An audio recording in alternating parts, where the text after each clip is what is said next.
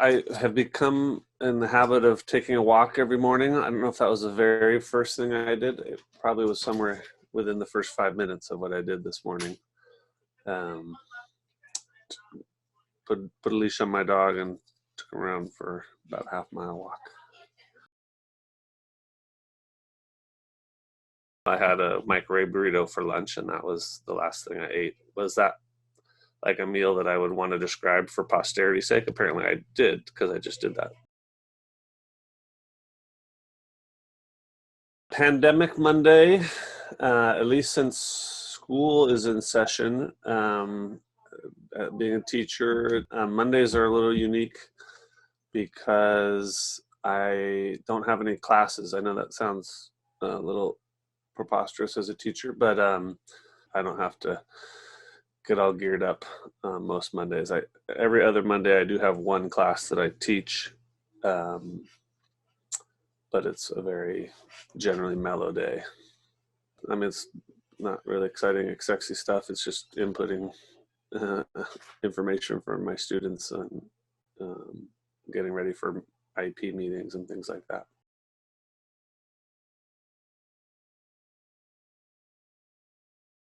Because of my daughter's death, I was still in that state of pretty significant sort of grief, cloudy head kind of feeling in January, since she had died in October. And so the pandemic, or the expectation pre-pandemic wasn't really clear. I mean, there wasn't anything that was in the day-to-day that was undefined. I knew it was going to be a time of sorting things out, I guess is the best way I could probably describe it. Not sure if that has happened fully.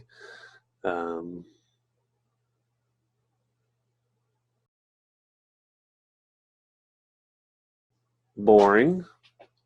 Another word to describe 2020 has been lonely, sort of probably for the same set of circumstances, I think. Obviously, I've been with my wife and daughters, and so it's not lonely in that regard, but missing my daughter has been lonely, and then not having connection with others outside of the household.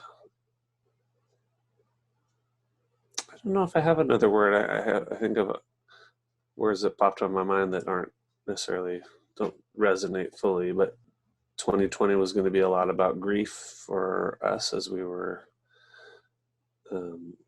grieving our daughter and continue to. And I think in the silver lining kind of way, the pandemic allowed us some space to do that together without, a lot of high demands on our time. The disconnect that's probably a normal part of grief was amplified by the pandemic and stay at home and disconnecting from friends and family in a certain degree, whether intentionally or revealing that more. So still working through that. I think this sort of secondary loss, I guess is what it's called in grief terms, about the loss of connection to others, or the way that hasn't been maybe what I imagined it might have. So the last 12 months has been going through the cycle of firsts. Her first birthday after she died, first holidays. For me, it was her birthday was on Thanksgiving last year, a year ago. So that was a first Father's Day. Her first 1 year marker since she died.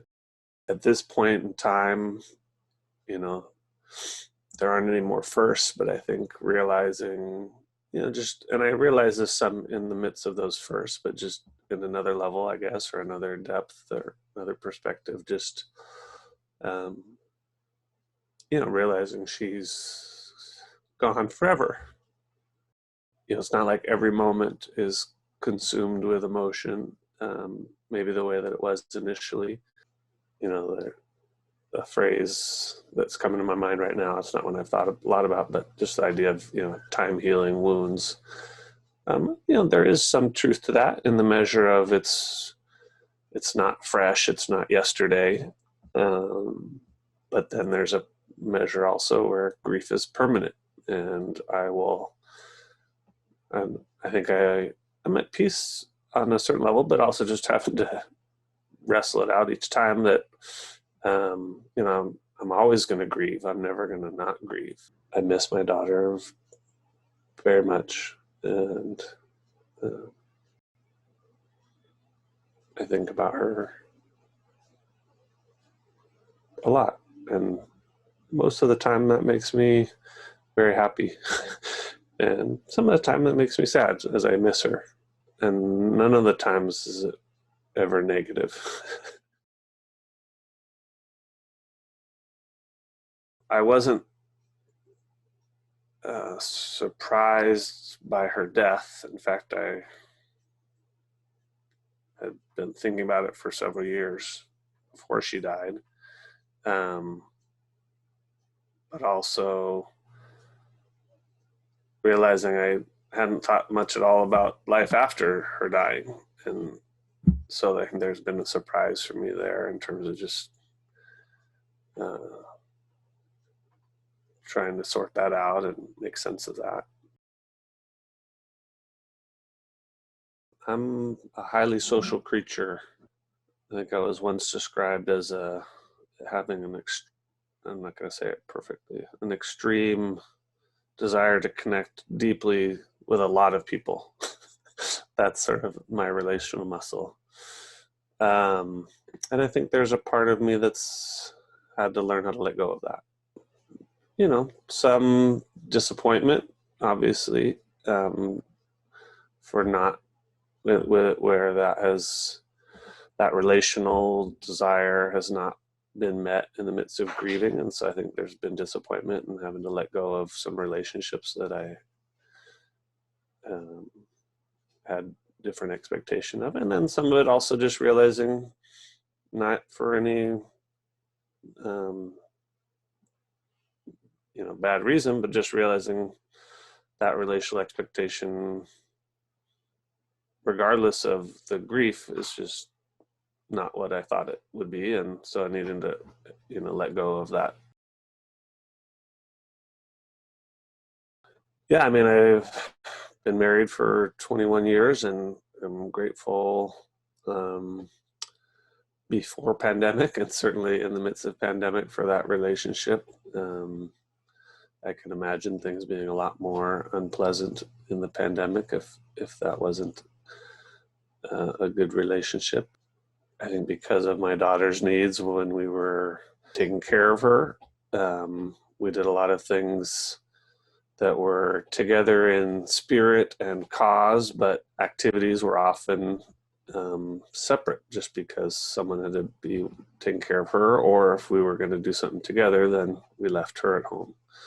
And particularly for the last year and a half, for her, home was a primary location. So in the pandemic, we've done things we haven't done for 15 years, one being taking a walk every morning. That is not a profound or radical marital act, but for us has been very life-giving in this year of being able to get up early, having both gone to bed at a reasonable time, which wasn't always true, and kind of had shifts in terms of care. And so not having that has been given us an opportunity to connect in a different way. And so I'm grateful for that.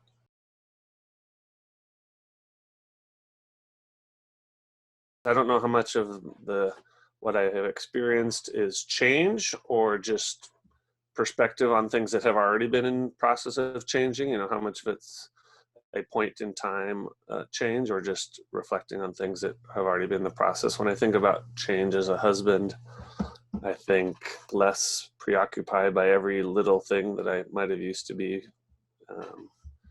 very attentive to. And again, that probably goes both ways in terms of whether that's positive or negative, but I think that's certainly one thing. I find myself a little more mellow. But at the same time, I feel like, and this isn't necessarily change, but again, amplified by the circumstance of this year, just very grateful for a lot of the little things. Again, I use the example of taking a walk with Ed in the morning. It's not the only thing we do. It's, certainly not the most profound thing we do, but I think it's something that I feel profoundly grateful for. And I think as a father, I think, not enough to just answering the question about change. I feel very humbled as a father,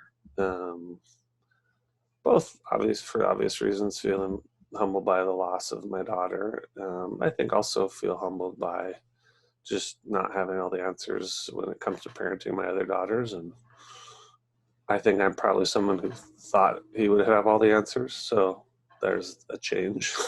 I no longer think that I would have all the answers. I like to pride myself on being someone who's self-reflective and particularly, again, relationally reflective, but none of that has produced my parental masterpiece that I might have thought or hoped for. So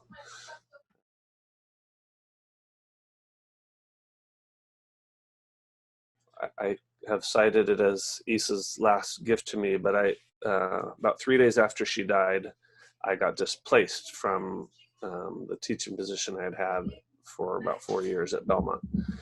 And as god awful and terrible as the timing of that was, that has been a huge gift to me. I'm in a much better school, stronger leadership, just a healthier place in that regard. But I think also in terms of my own practice as a teacher, it sort of reawakened sort of a desire to be better and be more effective. And then I think the pandemic has only amplified that. It's also helped me just to stay centered on like, well, what's going to actually impact students, and how can I personally do that, and how can I, in my role with other teachers, sort of be a part of that process. Teaching is two-dimensional right now. It's not three-dimensional. And I mean that not even just as a metaphor. I mean, it really is just, it's flat. There's a barrier. It's challenging. I long for anything that's actually connective and relational and physical, I mean, so I've done things, I little workarounds of, I did a big donors choose project to have supplies for my kids, and then I delivered them to them personally so that I could meet them. And that was like the funnest thing I did in September. And then, I was able to test a student in person like 2 weeks ago, and my principal was like, "Oh, thanks for doing this." I was like, "Heck no, this keeps me sane, if I wasn't able to do this kind of thing." So my dog makes me laugh the most right now. He is just a beast and a creature, and at the same time he's very like sensitive and intuitive, and so he can do something that's very like endearing and cute 1 minute, and something really just like destructive and powerful the next. And it's just, he's a beast, and he makes me laugh a lot. My wife makes me laugh a lot, just her little idiosyncrasies and things that make her unique and special makes me laugh. I have 2 teenage daughters.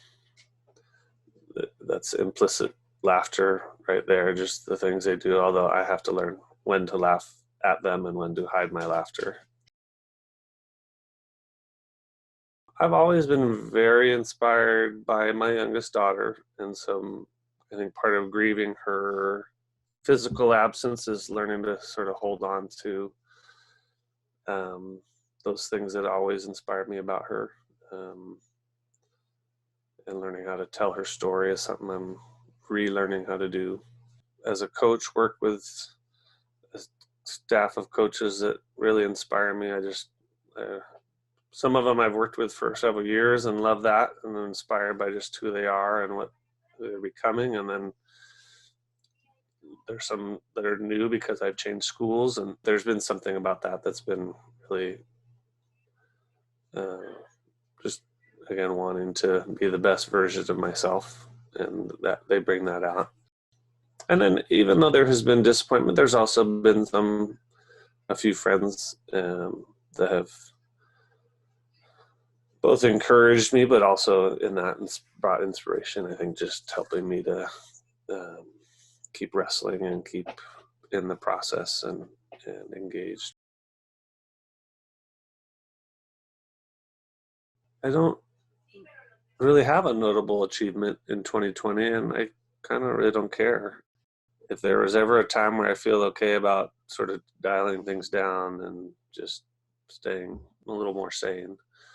And it's been, obviously, for obvious reasons, a year of where achievement wasn't necessarily the focus. So teaching has been one where shifting gears has been significant enough that I wouldn't say that I had any major teaching achievements, although I'm proud of the things that I've done teaching this year. Maybe my one 2020 accomplishment was that I watched the entire Marvel Comic Universe series of movies. That was most of the spring and summer, watched from Captain America all the way to Endgames. Heartland, which is like a Canadian TV series that we got into, that we watched all the way through season 13, I think. We have been fairly engrossed in The Flash. And then for some reason, we haven't watched the second season, but it's the one that comes to my mind, maybe because we also got into it during the pandemic, was The Mandalorian. Well, I just got my favorite snack, which is the one that I enjoy the most, which is sesame sticks. In an effort to support local businesses, I have definitely enjoyed the food experience of the pandemic. I probably have eaten out more during the pandemic than normal. So pastrami burger at the Hat, I didn't know that I liked so much, but I do. And then pretty much any taco truck that has remained open, and I try to support those businesses. Don't let my family hear about this because I'm a really terrible model, but I'm like on social media all the time, with especially Twitter. I don't do Facebook much, and I like taking pictures on Instagram, but I'm a little probably hooked up too tightly to Twitter. I still do read just to make sure my brain works, but we read a book. We started reading a book that was given to us around the time that my daughter was dying, called Imagining Heaven. And I reread that this year, and I'm grateful for that book.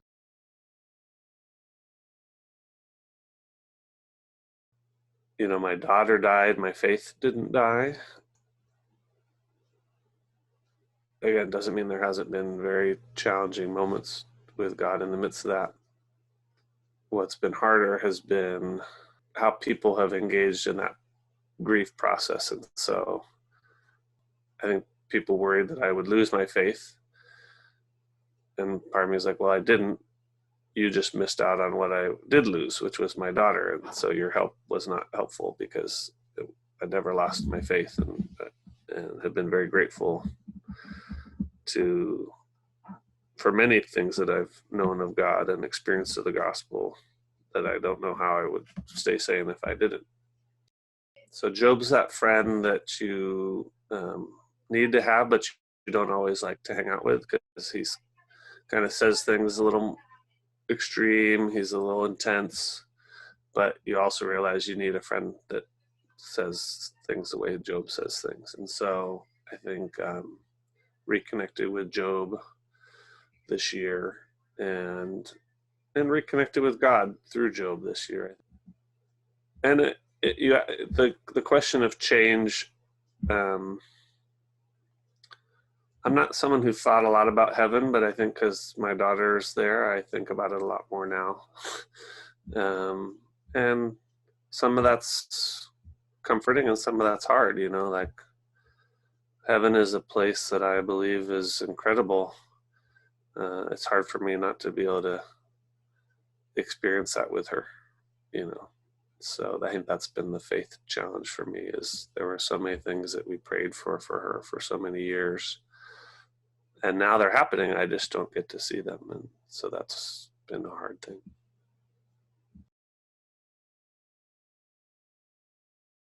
I will say losing my hair has surprised me in the sense that I don't feel like a bald middle-aged man, but I am, and so I sort of have to come to grips with what I understand that to be, and also sort of flipping my nose to what I don't think that means to be. So I think realizing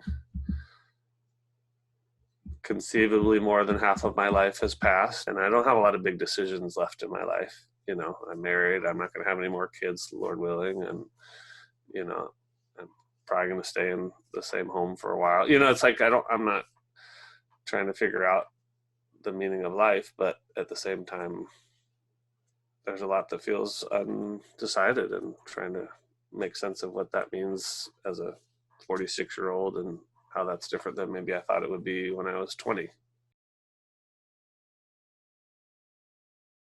Watching this video and laughing at the questions and the answers. I don't know if I think about a year from now that being very intriguing, even though there's a lot that I wonder about.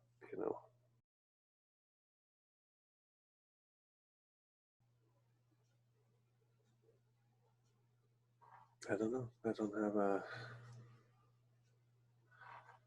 and that's part of the future that doesn't seem clear. I know what my 47-year self will be doing probably, but I don't know what he'll need to know.